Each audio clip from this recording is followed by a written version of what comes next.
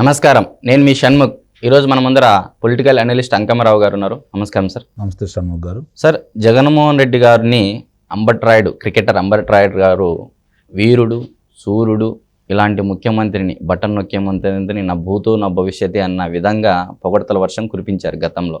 YCP పార్టీలో MP ticket కూడా announce చేసిన తరుణంలో చేరిన 3 రోజులకే హిట్ వికెట్ లిస్టులో చేరారు, అవుట్ అయిపోయారు. సార్, ఏంటి సార్ అది? అంబట్రాయుడు గారి గురించి మీరు ఏ విధంగా స్పందిస్తారు? మీ పిల్లలు ఇంటర్మీడియట్ మరియు ఎంసెట్ చదువుతూ సబ్జెక్ట్స్ లో కన్ఫ్యూజ్ అవుతున్నారా? కాన్ఫిడెన్స్ లెవెల్ తక్కువగా ఉందా? రిపీటెడ్ మిస్టేక్స్ చేస్తున్నారా? అయితే మీకోసమే ఉంది Rise app. 1 lakh question bank, performance analysis, online classes by experts, ఇంకా మరెన్నో ఫీచర్స్ తో మీ ముందుకొచ్చింది Rise. Rise, the perfect guide. Description లో ఉన్న లింకును ఉపయోగించి సబ్స్క్రైబ్ అవ్వండి. మీరే అన్నారు కదా హిట్ వికెట్ అయ్యారని. ఒక ఆడదాం ఆంధ్రాలో ఇంకో వికెట్ పడిపోయింది, ఇంకో బ్యాటు విరిగిపోయింది. ఎందుకంటే గట్టిగా కొట్టాడు జగన్మోహన్ రెడ్డి అనే వ్యక్తి. బాల్ తీసుకుని గట్టిగా కొట్టాడు అంబట్రాయుడు గారిని. దాన్ని అడ్డం పెట్టుకున్న బ్యాట్ ఇరిగిపోయింది. కాబట్టి అంబట్రాయుడు గారు మరి ఆయన గురించి గతంలో చాలా పొగిడారు. మరి గొప్ప రాజకీయ నాయకుడిగాను, గొప్ప పరిపాలన దక్షుడిగా కూడా ఆయన కీర్తించాడు. అలాగే ధోని గారితో కూడా బలచడం కూడా జరిగింది కదా. ఇవన్నీ చూసుకుంటా ఉంటే మరి 3 రోజులకే ముచ్చట తీరిపోయింది. 3 రాత్రుల తర్వాత విడాకులు తీసుకున్న సందంగా తయారయ్యింది ఈరోజు పరిస్థితి. కాబట్టి పెళ్లి బంధం తొందరగా విడిపోతుందని ఊహించలే మరి పాపం. మరి అక్కడ ఏం జరిగిందో, మరి 3 రాత్రుల్లో ఆయనకి ఎన్ని కాళ్ళ రాత్రులు గుర్తొచ్చినాయో ఏంటో మరి చూడాలి. రేపు పొద్దున ఒక్కొక్కడు బయటికి వెళ్ళాడు కదా, ఒక్కొక్కడు బయట పెట్టాలని చూస్తాడేమో, చూద్దాం. ఇంకెన్ని ఇప్పుడు వరుస క్రమంలో ముందు నుంచి రాలిపోతున్న వాళ్ళని చూసుకున్న తర్వాత కూడా ఈయన ఎగురుకుండా ఎందుకు వెళ్ళాడో ఆయనే సమాధానం చెప్పాలి ఈరోజు. మరి అయితే గతంలో చేసిన పొగడ్తలు, వాటికి సమాధానం ఇప్పుడు ఏమని చెప్తారు సార్? అదే ప్రస్తుతానికి రాజకీయ నాయకుడు కాదు, క్రికెటర్ కాబట్టి కొంత మిగిలిన వాళ్ళలాగా కాకుండా కాస్త పద్ధతిగానే ఉన్నాడు అనే భావించాలా. అంటే ఈ వైసీపీ పార్టీలో లోపల జరుగుతున్న పరిణామాల దృష్ట్యా ఈ నిర్ణయం తీసుకున్నారని మీరు అంటారా సార్? అదే చెప్పేది, రాజకీయ నాయకుడు కాదు కాబట్టి ఇంత తొందరగా నిర్ణయం తీసుకున్నాడని నేను భావిస్తున్నాను. ఎందుకంటే రాజకీయాలు ఎలా ఉంటాయి అనిపించి ఉండొచ్చు. పోటీ చేయాలనుకోవటం వేరు, పార్టీలో చేరటం వేరు. కానీ ఆ తర్వాత పార్టీ వాళ్ళు నడిపే కార్యక్రమాలు చూసిన తర్వాత మరి అతను ఎక్కడ ఏవగింపు కలిగిందో, ఎక్కడ కోపం వచ్చిందో మనకు ఇంకా తెలియదు కదా. ప్రస్తుతానికైతే ఆడుదాం ఆంధ్రాలో ఇంకో వికెట్ పడిపోయిందని మాత్రం మనకు స్పష్టంగా అర్థమైపోయింది. అంటే 3 రోజులు చేరాడు, చేరిన తర్వాతని డెసిషన్ తీసుకున్నాడు. 3 బాళ్ళకే అవుట్ అయ్యే సందర్భం విధంగా మీరు పోలుస్తున్నారు సార్? వాస్తవం కదా, అదేగా చెప్పేది. మొట్టమొదటి బాల్ ఏమో ఇక్కడికి వచ్చింది, కొట్టలేకపోయాడు. 2వ బాల్ వచ్చేసరికి అందలేదు. 3వ బాల్కి వికెట్ పడిపోయింది. ఆడదాం ఆంధ్ర కార్యక్రమంతో ముగింపు. హిట్ వికెట్ కూడా, ఎందుకంటే అతను బ్యాట్ ఇరిగింది, ఆ బ్యాట్ వెళ్ళి బేల్స్ మీద పడ్డాయి, బేల్స్ పడిపోయినాయి కాబట్టి అవుట్ అయిపోయాడు. అదే తరహాలో అనంతపూర్ పార్లమెంట్ నియోజకవర్గంలో కూడా కాపు రామచంద్రారెడ్డి గారు మీ పార్టీకు దండం అని చెప్పే విధంగా దయనీయ పరిస్థితి వైసీపీ పార్టీలో ఉంది అంటున్నారు సార్. దీని మీద నోరుందా కదా, నరం లేని నాలుగు కదా అని ఎదురు మాట్లాడితే ఇట్లానే ఉంటుంది. రాజకీయంలో ఉన్నవాళ్ళు, ప్రజానాయకుడిగా విజయం సాధించిన వాళ్ళు, ప్రజల మన్నన పొంది మంచి మంచి కార్యక్రమాలు చేపట్టేసి ప్రజలకు అందుబాటులో ఉంటే వాళ్ళ రాజకీయ జీవితం ఎప్పుడు కూడా ఉజ్వలంగానే ఉంటుంది. అందుట్లో ఎలాంటి సందేహం కూడా లేదు. మిడిమిడి జ్ఞానంతో, మాకు ఎదురులేదులే అన్న విధానంతో, మేమే రాజులు అన్న ఆలోచనతోటి విస్తృతంగా ప్రవర్తించిన వాళ్ళ పరిస్థితి ఎంత దయనీయంగా తయారవుతుందో చూస్తూనే ఉన్నాం. మరి ఒక్క కాపు రామచంద్రారెడ్డి గారేంటి, ఇప్పుడు వరుసనే చూసుకుంటా ఉంటే మామూలుగా సహజంగా ఎలా ఉంటుందంటే, పదవి లేనాళ్ళు, మళ్ళీ పదవి ఆశించేవాళ్ళు, అధికారంలో ఏ పార్టీ రాబోతుందో వాళ్ళకు కొన్ని సూచనలు ఉంటాయి కాబట్టి ఆ పార్టీలో చేరడం అనేది సహజం. అధికారం కోల్పోయేటప్పుడు ఆ పార్టీని వదిలిపెట్టడం కూడా సహజమే. కాదు ఇప్పుడు ప్రస్తుతం ఉన్న ప్రభుత్వం, ఆంధ్ర రాష్ట్ర ప్రభుత్వ పరిస్థితులు చూసుకుంటా ఉంటే ఆ ప్రభుత్వం ఓడిపోతుందని చెప్పి నాయకులే ముందుగా నిర్ణయించుకున్నారు. కళ్ళు తెరిచిన నాయకులు ముందుగానే బయటకు వచ్చారు. కొంత ఏదో ఆశ మినుగు అంటూ కొట్లాడిన వాళ్ళకి ఇప్పుడు పూర్తిగా అది అడుగంటిపోయింది.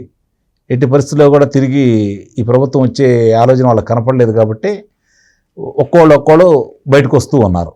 ఇది గతంలో చెప్పాను షణ్ముఖ్ గారు, ఇదే మన దాంట్లోనే 80-90 మంది పార్టీని పెడతారని. ఇప్పుడు ఆ వర్ష క్రమం చూస్తూనే ఉన్నా. ఇప్పుడు 10 మంది దాకా వెళ్ళారు కదా. ఇక భవిష్యత్తులో ఇంకెంతమంది ఉంటారో మీరే చూడండి. నా ఉద్దేశం ప్రకారం 80-90 కాకుండా 100 మంది దాకా ఉండొచ్చు కూడా దీంట్లో. సార్, మీరు చెప్పిన దాని ప్రకారము ఏదైతే మీరు 80 నుంచి 90 మంది అని చెప్పారో, అందులో భాగంగా ఉమ్మడి అనంతపూర్ జిల్లాలో హిందూపూర్ ఎంపీ అయినటువంటి గోరంట్ల మాధవ్ గారు రాజకీయ ప్రస్థానం చూసినట్లయితే కాకి చొక్కా నుంచి ఖద్దరు చొక్కా వరకు వచ్చారు. అతని తీరైతే ఎప్పుడు చూసినా వివాదాస్పదమే. సో మరి అతను కూడా ఈరోజు సజ్జల రామకృష్ణారెడ్డి గారిని వ్యక్తిగతంగా విమర్శ చేసి బహిరంగ విమర్శలు చేసే కాటికి వచ్చిందంటారు సార్. దీన్ని మీరు ఏ విధంగా చూస్తారు? కాకి నుంచి ఖద్దరుకు వచ్చేటప్పుడు కాషాయానికి వెళ్తాడు. తేడా ఏముంటుంది చెప్పండి? చివరిలో అదే కదా ఎవరికైనా. అంటే ప్రశాంతంగా ఉండాలంటే శంకరగిరి మాన్యాలు అంటారా సార్? అంతే కదా. ఇప్పుడు అంటే ఇంకేనా శాసనసభకి వెళ్ళే ఆలోచన ఏదైనా ఉందేమో, ఇంకా మినుకు ఉంటుందేమో, అది అయిపోయిన తర్వాత కాషాయానికి వెళ్తాడని చెప్పి నేను భావిస్తున్నాను. మరి అతను చేసిన చంద్రబాబు గారి మీద చాలా విమర్శలు చేశారు, కుటుంబం మీద చేశారు. నెక్స్ట్ గవర్నమెంట్ వస్తే, వైసీపీ గవర్నమెంట్ వస్తే చంద్రబాబు ఉండరు అనే విధంగా మాట్లాడిన సందర్భాలు కూడా ఉన్నాయి. వాటన్నిటికీ సమాధానం గోరంట్ల మాధవ్ గారికి దొరుకుతుందంటారా? ఇప్పుడు లోకేష్ బాబు అనే వ్యక్తి ఈరోజు ఎర్ర పుస్తకం పట్టుకొని తిరుగుతున్నాడు. ఎవరెవరు ఏం చేశారు, ఎవరెవరు మాట్లాడారని క్షుణ్ణంగా రాసుకున్నాడు. ఇట్లా మాట్లాడిన వాళ్ళందరికీ రేపు పొద్దున ఏమేమి జరుగుతాయో ఆయన చట్టబద్ధంగా న్యాయబద్ధంగానే చేస్తాడు. వీళ్ళలాగా ఈ ప్రభుత్వంలాగా అన్యాయంగా, అక్రమంగా, దౌర్జన్యంగా మనమే గెలవాలి, మనమే ఉండాలనే ఉద్దేశంతో వాళ్ళు ఏం ప్రవర్తించరు. వాళ్ళు 4.5 సంవత్సరాల్లో ఈ ప్రభుత్వం తెలుగుదేశం పార్టీ వాళ్ళ గురించి ఏమేమి దొరుకుతాయా లొసుకులు అని చెప్పి వెతికారు, ఎక్కడా దొరకలేదు. శారీరకంగా హింసించారు, మానసికంగా హింసించారు, కారాగారంలో పెట్టించారు. ఏం చేయాలో అవన్నీ చేస్తూనే ఉన్నారు. అయినా సరే వాళ్ళ దగ్గర ఎక్కడ వీళ్ళ మీద అభియోగాలు, వాళ్ళు చెప్పినవి ఏ అభియోగాలు కూడా ఇంతవరకు నిరూపించలేకపోయారు. కానీ లోకేష్ బాబు గారు అలా కాదు, ఎర్ర పుస్తకంలో క్షుణ్ణంగా రాసుకుంటున్నాడు.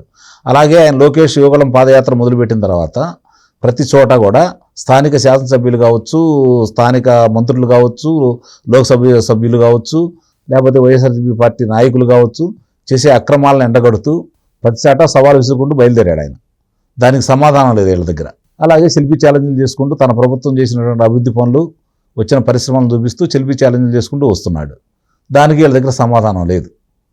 ఇప్పుడు ఈయన మొన్న మాట్లాడే ఆవేశంగా ఏదో మళ్ళీ తనే వస్తున్నట్టు తిరిగి, లేకపోతే ఈ జగన్మోహన్ రెడ్డి గారు ప్రధానమంత్రి అవుతాడేమని భావించాడో నాకైతే తెలియదు. ఆయన మాట్లాడాల్సిందని మాట్లాడేశాడు. ఇప్పుడు తత్వం బోధపడింది, చివరికి వైరాగ్యం వచ్చింది. నేను అన్నట్టు కాషాయం ధరిస్తాడు.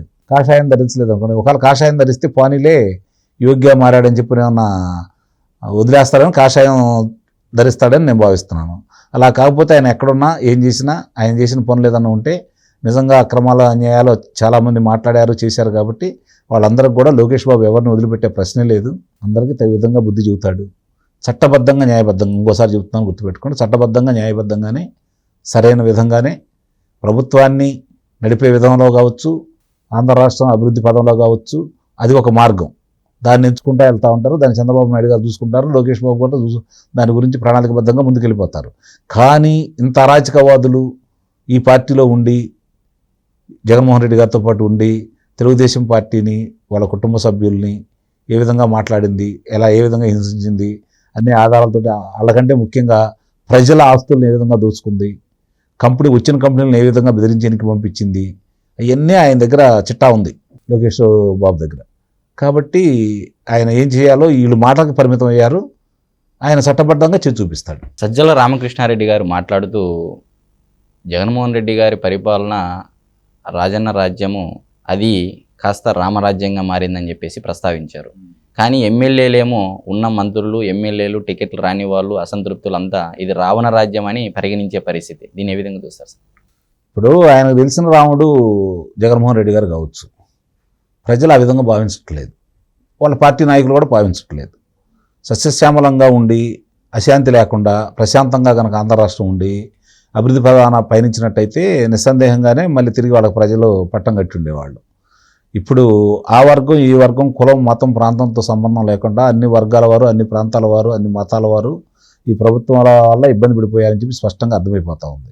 మరి ఇవన్నీ చూసుకుంటా ఉన్న తర్వాత కూడా సజ్జల రామకృష్ణారెడ్డి గారు గతంలో కూడా 2023 ఫిబ్రవరిలో జరిగిన శాసనమండలి ఎన్నికల్లో కూడా ప్రతిపక్షం అయిన తెలుగుదేశం పార్టీ 3 ప్రాంతాలు, వాళ్ళు 3 రాజ్యాలను పర్యటించినటువంటి రాయలసీమ, కర్నూలు కావచ్చు, లేకపోతే విశాఖపట్నం కావచ్చు, అవి 2 కూడా ఆ 2 చోట్ల జరిగినటువంటి శాసనమండలి ఎన్నికల్లో చిచ్చుత్తుగా వాళ్ళని ఓడించిన తర్వాత ఏమన్నాడంటే వీళ్ళు మా ఓటర్స్ కాదు అన్నారు. ఇప్పుడు కూడా అట్లానే మాట్లాడతాడు. ఎందుకంటే నాకు తెలిసినంత వరకు జగన్మోహన్ రెడ్డి గారి వెంట ఉంటూ, ఆ రోజు సుయోధన సార్వభౌముడు వెంట ఉంటూ శకుని ఏ విధమైనటువంటి పాచికలు వేసి కౌరవులందరూ నాశనం అయిపోవడానికి కారకం అయ్యాడో జగన్మోహన్ రెడ్డి గారి ఎమ్మట ఉంటూనే వైఎస్ఆర్సీపీ పార్టీని ఆ విధంగా తయారు చేయడానికి సజ్జల రామకృష్ణారెడ్డి గారు కంకణం కట్టుకున్నాడని అయితే నాకు అనిపిస్తూ ఉంది. ఎందుకంటే ఎవరైనా సరే సలహాదారులు ఎలా ఉండాలి అంటే, ఏదైనా పొరపాటు జరుగుతూ ఉంటే ఏమంటే ఇక్కడ పొరపాటు జరుగుతుంది, సరిదిద్దుకుందాము, ఈ మార్గంలో వెళ్తే మనకు ఉపయోగపడుతుంది అని చెప్పి సలహాలు ఇచ్చే వాళ్ళని సలహాదారులు అంటారు. జరుగుతున్న వినాశనాన్ని కూడా చూస్తూ ఆ వినాశనానికి అతనవంతు పాత్ర పోషిస్తూ ఇంకా దాన్ని పతనావస్థకు తీసుకెళ్లే వాళ్ళని ఏమంటారు, శకుననే అంటారు. కాబట్టి ఇప్పుడు ఆయన ఆ పాత్రను పోషిస్తున్నాడేమో అని చెప్పి నాకు అనిపిస్తూ ఉంది. జగన్మోహన్ రెడ్డి గారు అసెంబ్లీలో మాట్లాడుతూ వివేకానంద రెడ్డి విషయంలో ఒక కన్ను ఇంకో కన్ను పొడుచుకుంటుందా అంటున్నారు. మరి సజ్జల రామకృష్ణారెడ్డి చేసే తీరు తన కన్నును తన పొడుచుకుంటున్నాడని చెప్పేసి జగన్మోహన్ రెడ్డి గారికి తెలియదంటారు సార్? తెలియకపోవచ్చు, కొంత భ్రమలో ఉంటారు అధికారంలో ఉండేవాళ్ళు. ఇప్పుడు మీరు అన్నారు ఒక్కన్నో కొన్ను ఇటు పొడవదు, ఏలో పడవాలి లేకపోతే కాలో పడవాలా. కన్ను ఎట్ట పొడుచుకుంటుంది, పొడుచుకోదు కదా. కాబట్టి ఏలో కాలో పెట్టి పొడవాలా. ఇప్పుడు అవతలాళ్ళు ఏలు కాళ్ళు తీసుకొని వస్తున్నా కూడా కన్నే గురించి ఆలోచించుకుంటున్నారు. వీళ్ళు జరుగుతున్న పరిణామాలకి అర్థమైపోయింది. వాళ్ళ అధికారంలో రావని వాళ్ళకి తెలుసు. మేకపోతు గాంభీర్యం అంటారు దీన్ని. అధినాయకుడు అలా ప్రవర్తిస్తున్నాడు. ఎందుకంటే అధినాయకుడు చుట్టూ ఉన్నది భజన వాతావరణం వేరు, ఆయన నమ్ముకున్నది వేరు, సాంకేతిక నైపుణ్యాన్ని నమ్ముకున్నాడని చెప్పి భావిస్తూ ఉంది అతను. ప్రజల యొక్క ఓట్లతో ఆయనకు పని లేదని భావించాడని చెప్పి నాకు అర్థమైపోతూ ఉంది. వ్యవస్థలను నమ్ముకున్నవాడు తిరిగి దాంతో గెలవాలని అతను అనుకుంటున్నాడేమో అనిపిస్తుంది నాకు అంత తప్ప ప్రజాభిప్రాయం ప్రకారం ఏ విధంగా చూసుకున్నా కూడా గెలవడానికి ఆస్కారం లేదు ఆయన. మరి ఆయనకు ఎందుకు తెలియట్లేదు అనేది మంచి పద్ధతి. ఎందుకంటే ఆంధ్ర రాష్ట్రం ఇంత అనాగరికంగా తయారవడానికి అట్టడుక్కుపోవడానికి ఆయనే కారణం కాబట్టి ఆయన అట్లా తెలుసుకోకుండా అట్లానే ఉండి గౌరవప్రదమైన స్థానాలు లేకుండా కనీసం 2 అంకెలు రాకుండా ఉంటే ఆంధ్ర రాష్ట్రానికి మేలు జరిగింది. కాబట్టి ప్రజలు కూడా ఎదురు చూస్తూ ఉన్నారు. ఇట్లాంటి ఇంకా చేయాలని కోరుకుంటున్నారు వాళ్ళు. ఇప్పుడైనా తెలుసుకొని మంచి పనులు చేయాలని అయితే కోరుకోవట్లా. వాళ్ళ దగ్గర నుంచి ఎలాంటి మంచి పనులు ఆశించట్లేదు. వాళ్ళు కీలేరికి వాత పెట్టడానికి సిద్ధంగా ఉన్నారు. కాబట్టి ఈ ప్రభుత్వాన్ని ఎలా ఇంటికి పంపించాలో వాళ్ళకి క్షుణ్ణంగా తెలుసు. ఈ ప్రభుత్వ పెద్దలు ఏమేమి అరాచకం చేస్తున్నారో లోకేష్ బాబు గారు స్పష్టంగా దాన్ని ఒక అవగాహనతో ఉన్నారు. కాబట్టి భవిష్యత్తులో ఏ రాజకీయ నాయకుడు ఇలా చేయకుండా ఆయన చర్యలు, లోకేష్ బాబు గారి చర్యలు ఉంటాయి. తగిన గుణపాఠం చూపుతాడు, వాళ్ళందరికీ శిక్షలు వేస్తాడని చెప్పని ప్రజలు భావిస్తున్నారు. పార్టీ శ్రేణులు కూడా భావిస్తున్నాయి. వాళ్ళ ఆశ నెరవేరుతుందని చెప్పి కూడా మనం భావిద్దాం. మరి అయితే ఈరోజు మనకు రాష్ట్రంలో అంటే అధికార వైసీపీ ప్రభుత్వంలో నెలకొన్న అనిశ్చితి పరిస్థితి మనకు అంకమరావు గారు చాలా బాగా వివరించారు. అందరూ ఆలోచించాలని కోరుకుంటూ మరొక అంశంతో మళ్ళీ కలుద్దాం. నమస్కారం.